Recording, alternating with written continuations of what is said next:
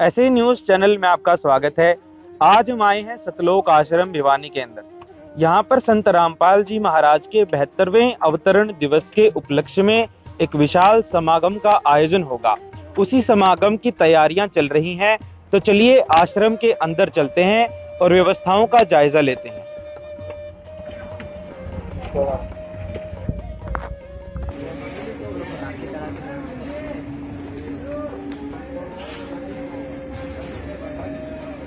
नमस्कार sir.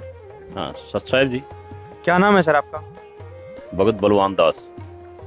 Sir, अवतरण दिवस यहाँ पर मनाया जा रहा है संत रामपाल जी का, लेकिन सर अवतरण दिवस तो तब मनाया जाता है जब कोई दिव्य पुरुष इस पृथ्वी पर अवतार लेता है। संत रामपाल जी के अवतरण दिवस से आपका क्या तात्पर्य है? दिव्य पुरुष का अर्थ होता है अनोखा भगवान। पुरुष मैंने परमात्मा और दिव्य मैंने अनोखा। अनोखा परमात्मा जिसके बराबर और कोई ना हो।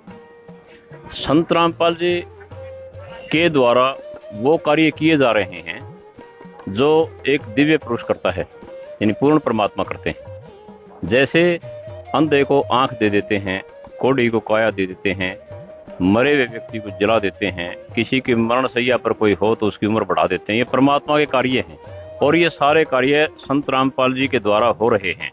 तो इनको दिव्य पुरुष ना कहें तो और क्या कहें, इसलिए हम इनको दिव्य पुरुष मानकर इनका अवतरण दिवस मना रहे हैं।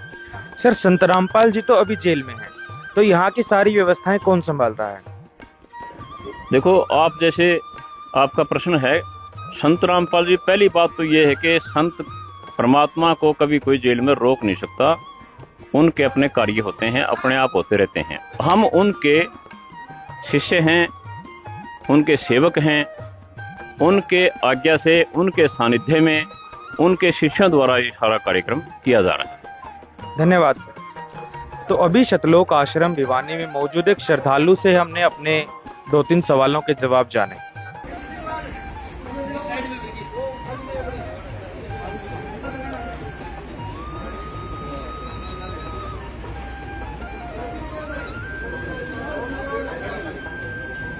तो अभी हम आए हैं सतलोक आश्रम भिवानी के नामदान स्थल पर।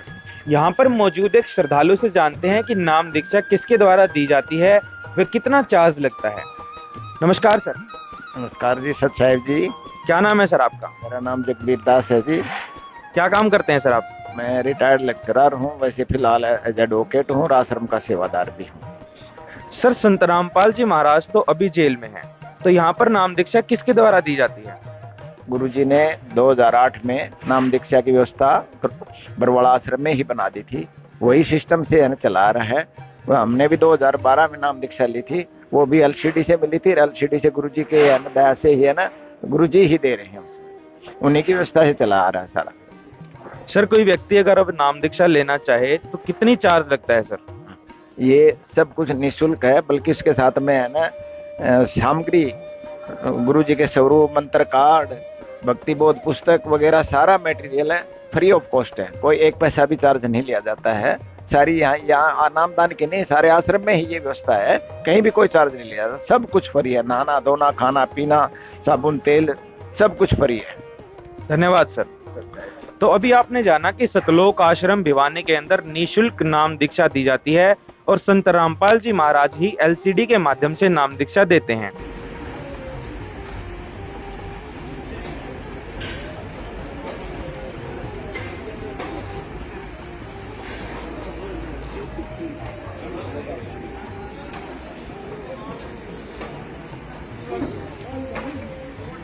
तो अभी हम सतलोक आश्रम भिवानी के पंडाल में मौजूद हैं। यहाँ पर बैठकर श्रद्धालुगण सत्संग सुनते हैं। आगामी समागम की तैयारियां भी जोरों शोरों से चल रही हैं।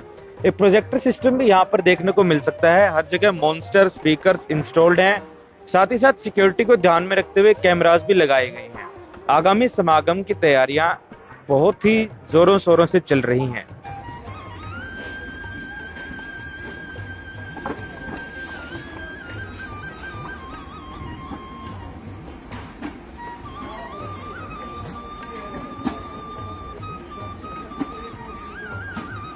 तो अभी हम मौजूद हैं सतलोक आश्रम भिवानी के भंडार गृह में। यहाँ पर जिस व्यक्ति की ड्यूटी लगाई गई है, जो ये सारी चीजें संभाल रहा है, उससे जानते हैं कि यहाँ पर प्रसाद तैयार करने की क्या प्रोसेस है, साफ सफाई का किस प्रकार से ध्यान रखा जा रहा है, तो बाकी की सारी चीजें भी उनसे जानने का प्रयास करेंगे। नमस्कार सर। नमस्कार। क्या नाम है सर आपका? मेरा नाम सुभाष दास है जी। क्या काम करते हैं सर आप? सर मैं प्रोफेशन से एक टीचर हूँ। सर बताया जा रहा है कि यहाँ पर बहुत बड़ी संख्या में श्रद्धालु आने की उम्मीद है। सर उन सभी श्रद्धालुओं का प्रसाद किस प्रकार से तैयार किया जा रहा है?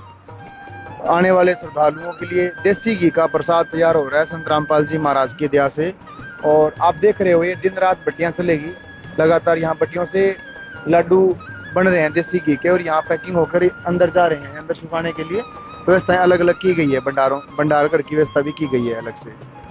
सर इतनी बड़ी संख्या में श्रद्धालुओं का प्रसाद यहाँ पर तैयार हो रहा है, साफ सफाई की व्यवस्था के बारे में कुछ बताइए। साफ सफाई आप खुद ही देख सकते हो, बिल्कुल साफ सफाई का विशेष ध्यान रखा जाता है। यहाँ एक मक्खी मच्छर कुछ भी नहीं है, बिल्कुल क्लीन किया जाता है। जब भी हमारे यहाँ सेवा शुरू होती है उससे पहले हमें सारी सफाई करनी होती है, अंदर की बाहर की टोटल सफाई हम A to Z खुद ही करते हैं सारी सफाई जी। धन्यवाद सर।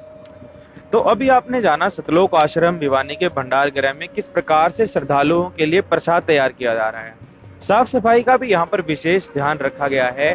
मैं मेरे कैमरामैन से अपील करूंगा कि वो आपको यहाँ की तस्वीरें दिखाएं, तो दिखाएं कि किस प्रकार से प्रसाद तैयार करके अंदर स्टोर किया जा रहा है। आप ये भट्टियां साफ साफ देख सकते हैं। ये भट्टियां यहाँ के ही श्रद्धालुओं द्वारा तैयार की गई हैं।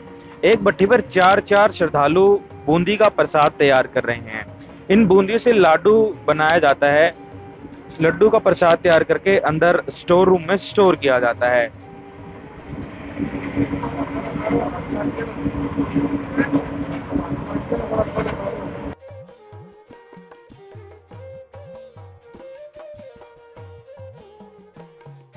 जो संत रामपाल जी महाराज जी के श्रद्धालु आश्रम के अंदर एंट्री करेंगे, उनके आने जाने के लिए रास्ता बनाया गया है।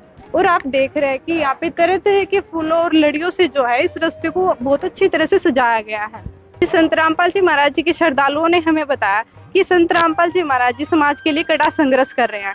इस दौरान उन्होंने अपनी कीमती वर्ष भी जेल में बिताने पड़े, लेकिन फिर भी संत रामपाल जी महाराज जी ने इस अद्वितीय कार्य को सिरे तक पहुंचाया, जिससे आज समाज को सतभक्ति सुलभ हुई है। संत रामपाल जी महाराज जी के श्रद्धालुओं को कहना है कि संत रामपाल जी महाराज ने समाज में सतभक्ति स्थापित करने के लिए अपने जीवन को न्यौछावर कर दिया है।